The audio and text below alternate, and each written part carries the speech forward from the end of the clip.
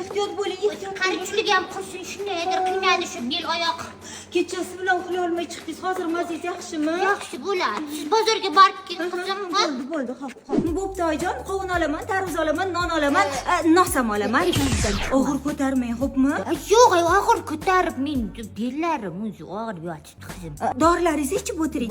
Tez kelaman, xo'pmi? Qizim, mayli. Siz mendan umuman xavotir olmanglar.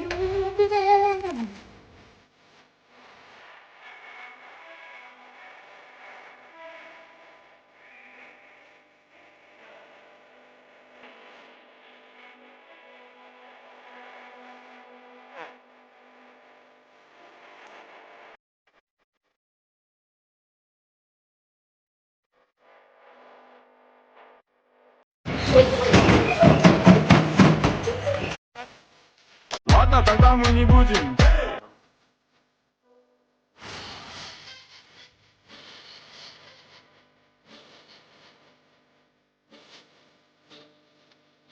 Deniz yaxshimi? Qani, zo'rg'alasa yaxshimi? Voy berim.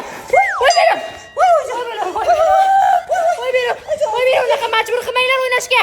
Voy belim. Skora chaqiring, tez. O'g'lim.